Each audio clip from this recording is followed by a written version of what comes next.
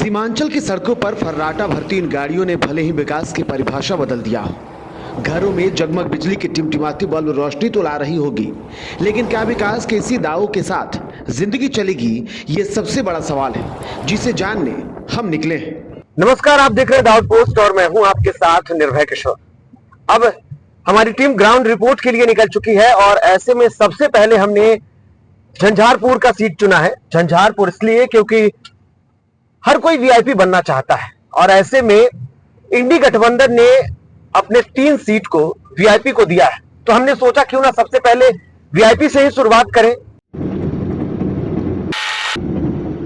हमारी टीम पटना से चली है और अभी आप देख रहे हैं हम पहुंच चुके हैं झंझारपुर के पास। महज कुछ दूर और बचा हुआ है झंझारपुर पहुंचने में।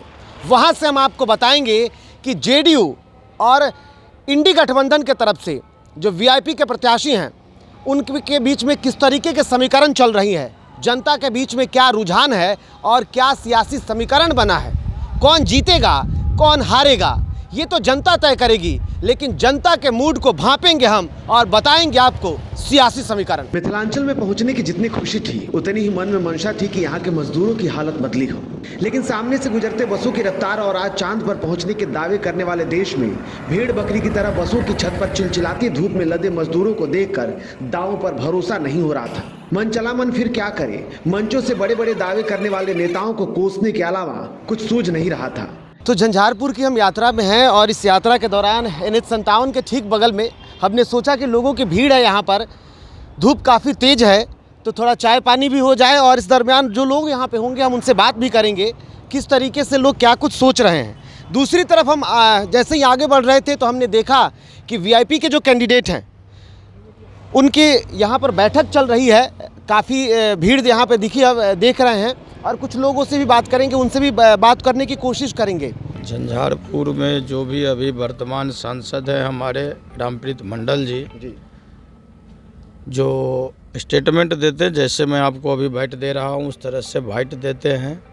वो 5 साल में कभी भी किसी गांव और गली कुची में घूमे नहीं हैं और जब इनसे ये पत्रकार बंधु सब पूछे तो वो बोलते हैं कि जब मैं किसी के घर पे जाता हूँ तो वो भैंस चराने चले जाते हैं।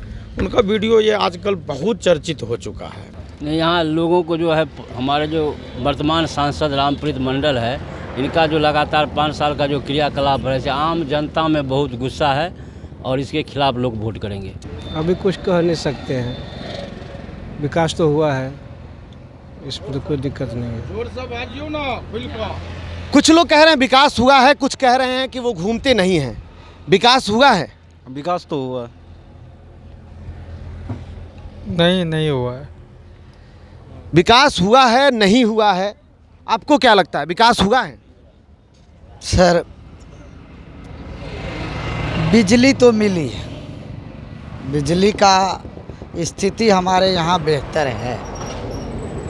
जिस जगह हम खड़े हैं NH का हम लोगों को लाभ तो मिला, लेकिन एक बात कहना चाहता हूँ, इस बार की जो चुनाव है सांप की चाल को आप लोगों ने चलते हुए देखा होगा, कभी सीधी नहीं चलती है। जब भी सांप चलता है रेंगता है तो वो टेढ़ी चलती है, लेकिन जब बिल में घुसता है तो उसको सीधा होना पड़ता है। इस बार की चुनाव में यहाँ के खासकर झंझारपुर के मतदाता वही चाल चल रही है, सीधी चाल नहीं है। इस बार बेहतर काम किस सेंस में आप कहना चाहते हैं, पहले तो ये जानना होगा बेहतर काम क्या। हमारे जो MP हैं पहली बार हुआ है कि 5 साल में लोग उनका चेहरा नहीं देखा है। दूसरी बात है कि पहला MP है जिसका नाम लोग भूल जाता है, यदि पूछ देता है कि आपके झंझारपुर का MP कौन है तो लोगों को दिमाग में नाम नहीं आ पाता है। ये पहली बार हुआ ऐसा झंझारपुर के साथ। तो आप कहाँ विकास की बात करते हैं तो आप जानेंगे, और वो विकास होगा ही। लेकिन विकास देखना है तो आप मधेपुर में जाके प्राइमरी स्कूल देखिए, जहाँ आज भी झोपड़ी में स्कूल चल रहा है प्राइमरी। मतलब बच्चे जहाँ पढ़ते हैं, एक विद्यालय नहीं कई विद्यालय ऐसा है, आपके अखबार में मीडिया में आता है। हमारे जनप्रतिनिधि का उस पर क्या ध्यान है? हमारा एमएलए हो, एमपी हो, जिनकी ये प्राइम रिस्पॉन्सिबिलिटी बनती है, जहाँ बच्चे पढ़ते हैं, देश का भविष्य है, वहाँ तो विकास नज़र नहीं आता है। जहाँ महंगाई का है, जहाँ लोग त्रस्त है, भूखे लोगों के मरने वाले की संख्या, 5 किलो अनाज देने के बाद भी हंगर इंडेक्स में हमारी हालत क्या है, ये सब लोग देख रहा है। तेजस्वी कह रहे हैं 17 महीने में सबसे ज़्यादा मैं आया तो रोजगार मिला, लेकिन अब नीतीश और उनकी पार्टी कह रही है कि तेजस्वी ने तो कुछ किया नहीं, ये तो हमने किया है।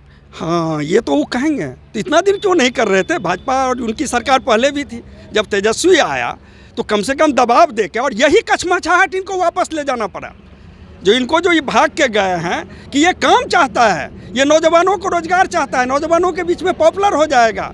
दबाव था उस पर में लेफ्ट पार्टी का और दूसरी जो समाजवादी दल हैं उनका, तो इसके मजबूरी में नीतीश कुमार को ये नौकरी देनी पड़ी है, नहीं तो ये तो ठिका पर में राज चलाना चाहते थे, इतना दिन से चला ही रहे थे। जब देश इतना आगे बढ़ा है, दुनिया इतना आगे बढ़ा है, लोग चंद्रमा पर पहुंच रहा है, और आप अभी भी मंदिर और मस्जिद में लोगों को लाने की कोशिश करके लोगों को पीछे की ओर धकेल रहे हैं। ये देश के लिए बहुत बड़ा कलंक की बात है, और दुनिया के में हमारे देशों का इस बात पे लेकर लोगों से बातचीत के बाद हमने इंडी गठबंधन प्रत्याशी सुमन महासेठ के बैठक की तरफ रुख किया। गठबंधन के नेताओं के बीच मुकेश सहनी की वीआईपी पार्टी के प्रत्याशी सुमन महासेठ संबोधित कर रहे थे, और इस वक्त वीआईपी के जो प्रत्याशी हैं सुमन महासेठ, वो महागठबंधन की जो सभा हो रही है उस सभा को संबोधित कर रहे हैं, और संबोधन के दौरान हमने उनकी कुछ बातें सुनी हैं। वो कह रहे हैं कि सामने का जो प्रत्याशी है, जो प्रतिद्वंदी है, उसके सामने कछुआ की चाल नहीं चलना पड़ेगा, बल्कि उसके सामने खरगोश की चाल चलना पड़ेगा, क्योंकि अब तक हमने जो महागठबंधन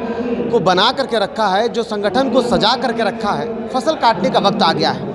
इस फसल को काटने के लिए बेहतर तारीख है 7 मई का है, 7 मई को वोटिंग होना है। बैठक में लोकसभा टीवी के पूर्व सीईओ डॉक्टर राजीव मिश्रा भी मिले। राजीव मिश्रा जी से हमने वरिष्ठ पत्रकार के तौर पर बात की। बता दें आपको, इस बैठक में वो वीआईपी के राष्ट्रीय प्रवक्ता के तौर पर शामिल हुए थे। एक तो आप अनुभवी हैं मीडिया से, दूसरी तरफ समीकरण को बखूबी समझते हैं, प्रत्याशी हमारे सामने बैठे हैं, किस तरीके से देखते हैं सर आप? देखिए, अभी जो स्थिति है यहाँ की झंझारपुर की, उसमें एक हवा है, मतलब चूँकि एक तो एंटी इनकम्बेंसी बहुत ज़्यादा है यहाँ पे रामप्रीत मंडल जी के ख़िलाफ़, और जो हमारे कैंडिडेट हैं वीआईपी के सुमित महासेठ जी, वो पुराने अनुभवी राजनेता रहे हैं, पहले भी चुनाव लड़ा था। जो पिछला चुनाव उन्होंने हमारे ही पार्टी से लड़ा था और बहुत कम मतों से के अंतर से हार हुई थी उनको चुनाव का अनुभव है। तो मुझे लगता है, और जिस तरह से लोगों में एक उत्साह है, उसे देखकर यही लगता है कि वीआईपी के लिए ये सीट जो है झंझारपुर, निश्चित तौर पे हम लोग जीतेंगे और हमारे कैंडिडेट विजयी होंगे। बैठक के बाद वीआईपी के जो प्रत्याशी हैं सुमन महासेठ जो हैं वो फ्री हो चुके हैं, और उनसे हम बात करते हैं। सबसे पहले तो सुमन जी, आपको बहुत बहुत बधाई हो। धन्यवाद। कि जिस तरीके की स्थिति रही, सबसे पहला वीआईपी के प्रत्याशी आप बने हैं। अभी 3 सीट और थे, जिसमें से 2 सीट अभी नामांकन प्रत्याशी के नाम की घोषणा नहीं हुई है, आप आए हैं। महागठबंधन की तरफ से आना कितनी बड़ी चुनौती है? देखिए, महागठबंधन से आना चुनौती तो नहीं है मेरे लिए बिहार के परिवेश में, क्योंकि जिस प्रकार से हम क्षेत्र से जुड़े रहे और लगातार कार्यकर्ताओं और जनता के संपर्क में रहे, और जिस प्रकार से बिहार सरकार ने झंझारपुर की उपेक्षा की, पूरे बिहार में अल्टी पल्टी करने के चक्कर में बिहार को ध्वस्त करने की स्थिति में ला दी है। और उनके जो सांसद थे, उन्होंने तो और इतना किया कि एक शब्द भी अपने मुंह से 5 साल में कोई विषय को नहीं रख सके। और जब लोग जनता उनसे पूछती है कि आप 5 साल में क्या किए, तो रिएक्शन है वो बात करते सरकार जनता भी उनके विरोध में है। तो ये चुनौती मेरे लिए नहीं है, ये चुनौती राज्य सरकार के लिए है कि राज्य सरकार का ये झंझारपुर जो अति पिछड़ा बहुल क्षेत्र है और जिसके बल पर लगातार 18 साल से राज कर रहे हैं, और आज ये नीतीश कुमार की ये हिम्मत नहीं है कि यहाँ आकर वो जो है अपने सांसद के लिए वोट मांग सके। तो बिल्कुल जिस तरीके की जो स्थिति दिख रही है क्षेत्र में, जब घूमने के बाद तस्वीरें बिल्कुल अलग हो रही है, और ऐसे में लोगों की नाराज़गी जो है, जनता की जो कार्यकर्ता हैं, सबकी जो नाराज़गी है वो अब ज़मीनी स्तर पर खुलकर सामने आ रहे हैं। और इसका नतीजा अब देखना होगा तीसरे चरण के मतदान के दिन कि आखिर में किसके पक्ष में वोट जाता है और फिर सिरमौर कौन बनता है। नमस्कार।